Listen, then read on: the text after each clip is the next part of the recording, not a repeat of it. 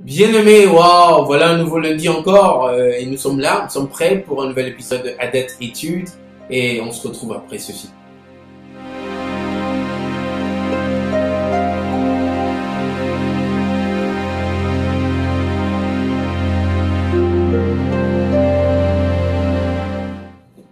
Bienvenue encore une fois dans un nouvel épisode de Adet Études. Je suis votre serviteur Jean-Pierre Adjudi. Je prends rendez-vous avec vous ici chaque semaine et c'est chaque lundi après-midi. Et nous sommes ici, nous décortiquons la parole du Seigneur avec grand plaisir. Nous espérons que cela vous bénisse chaque semaine et cela vous accompagne tout au long de la semaine. Alors aujourd'hui, nous allons parler d'un thème très intéressant et c'est ceci. Un grand appel exige un grand sacrifice. Voilà, pardon. Un grand appel exige un grand sacrifice. Ah oui. Bien aimé, si ton appel est aussi grand que ceci, ben, il te sera demandé de faire un sacrifice aussi grand que ceci. Ton sacrifice est proportionnel à ton appel. Ça, c'est une autre façon de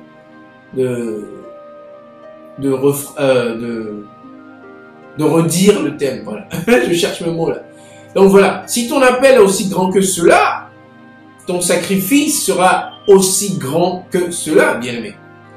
Ça c'est automatique. Ok? Un grand appel exige un grand sacrifice. Nous allons rentrer dans la parole du Seigneur et nous allons étudier tous ensemble et nous allons voir ce qu'il en est. Tout de suite, nous partons dans le livre de Luc. Luc, le chapitre 12, bien aimé. Tournez avec moi, s'il vous plaît. Luc, chapitre 12, verset 48. Tout au fond, là-bas. Luc 12, 48, nous lisons la parole du Seigneur. Mais celui qui, ne l'ayant pas connu, a fait des choses dignes de châtiment, sera battu de peu coups. On demandera beaucoup à qui l'on a beaucoup donné, et on exigera davantage de celui à qui l'on a beaucoup confié.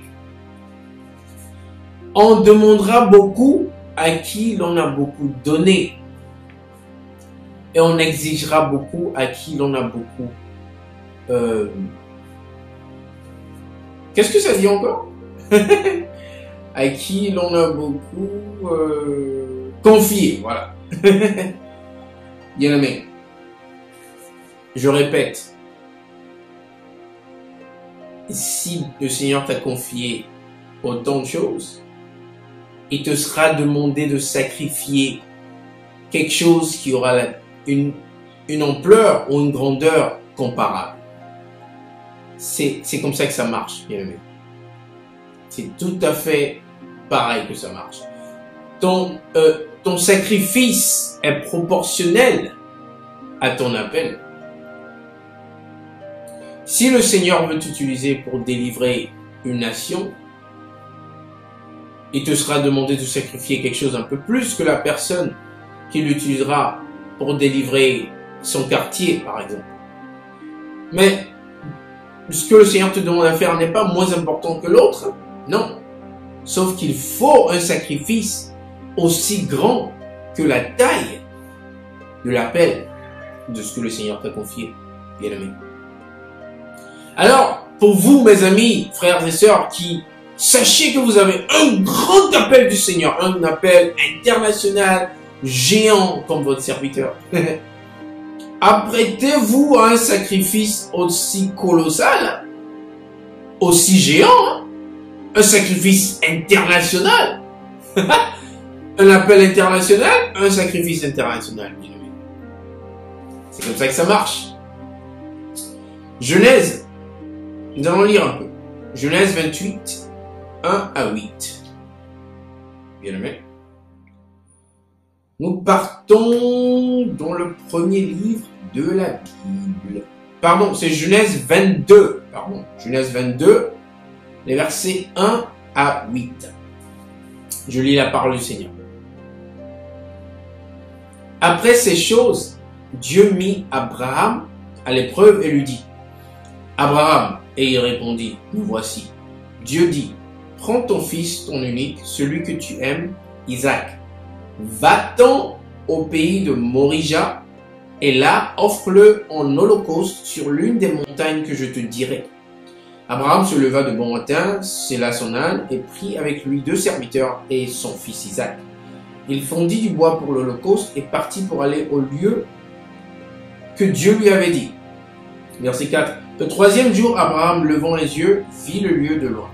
Et Abraham dit à ses serviteurs, « Restez ici avec l'âne.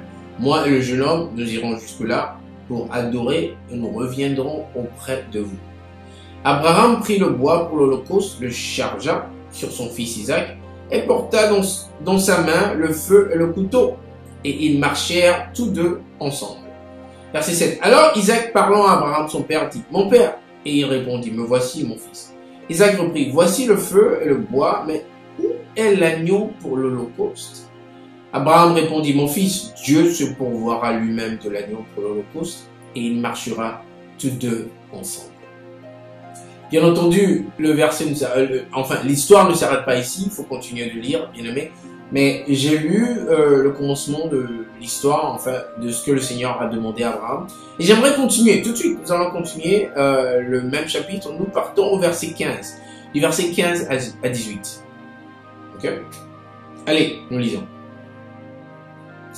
L'ange de l'Éternel appela une seconde fois Abraham des cieux et dit, « Je le jure par moi-même, parole de l'Éternel, parce que tu as fait cela et que tu n'as pas refusé ton fils, ton unique, je te bénirai et je multiplierai ta postérité comme les étoiles du ciel et comme le sable qui est sur le bord de la mer, et ta postérité possédera la porte de ses ennemis.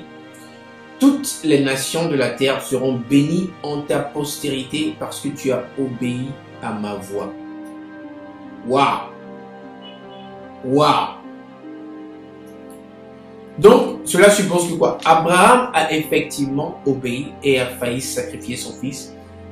Et le Seigneur l'a arrêté. Et parce qu'il a obéi, regardez sa bénédiction. Nous sommes tous les fils d'Abraham. Il est tellement béni, mais bien aimé. Regardez la taille de son sacrifice. Abraham n'arrivait pas à avoir d'enfant, pour la petite histoire. Et très vieux, Dieu l'a béni avec son fils, son unique fils, un seul.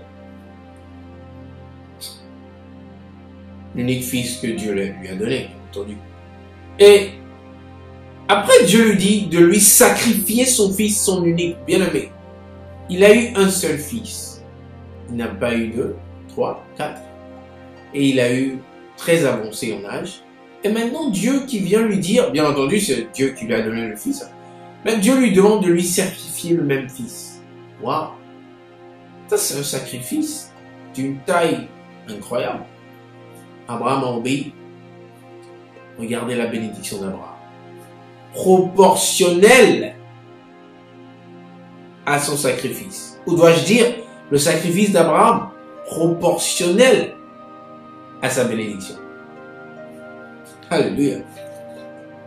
Finissons avec Matthieu. Matthieu 3. Les 6 premiers versets.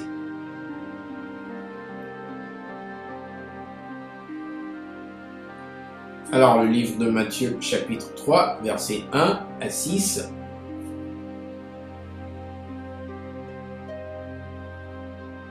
Je suis sûr que vous y êtes. Nous pouvons lire la parole du Seigneur. En ce temps-là parut Jean-Baptiste, prêchant dans le désert de Judée. Il disait, « Répentez-vous, car le royaume des cieux est proche. » Jean est celui qui avait été annoncé par Ésaïe, le prophète, lorsqu'il dit, « C'est ici la voix de celui qui crie dans le désert. Préparez le chemin du Seigneur, aplanissez ses sentiers. » Verset 4. Jean avait un vêtement de poil de chameau et une ceinture de cuir autour des reins. Il se nourrissait des sauterelles et de miel sauvage. Les habitants de Jérusalem, de toute la Judée et de tout le pays des environs du Jourdain se rendaient auprès de lui et confessant leurs péchés, ils se faisaient baptiser par lui dans le fleuve du Jourdain. Bien-aimé, Jean-Baptiste était un grand évangéliste du Seigneur. Celui qui est venu annoncer Jésus, juste avant Jésus. Le même que le Seigneur a choisi pour baptiser le Seigneur Jésus sur terre, bien-aimé. Un appel si géant. Mais regardez le sacrifice de Jean-Baptiste. Il avait un vêtement de poil de chameau et une ceinture de cuir autour des reins. Et il se nourrissait de quoi, bien-aimé? Il mangeait les sauterelles et le miel sauvage. Il vivait dans le désert. Bien-aimé, ton sacrifice est si grand parce que ton appel est si grand. Ne te décourage pas. Le Seigneur t'assiste. Le Seigneur est avec toi. Tu auras la victoire. En fait, tu as déjà la victoire. Marche dans la victoire du Seigneur. Amen. Ça sera tout pour nous aujourd'hui, bien-aimés. J'aimerais vous remercier pour votre attention aujourd'hui. Mon nom est Jean-Pierre Adjudi. J'espère que cette parole vous a béni. Et je vous souhaite une excellente fin d'après-midi, une excellente semaine. Et comme j'aime le dire, on va se retrouver la semaine prochaine, le lundi prochain, à la même heure, à la même page, par la grâce du Seigneur. Shalom.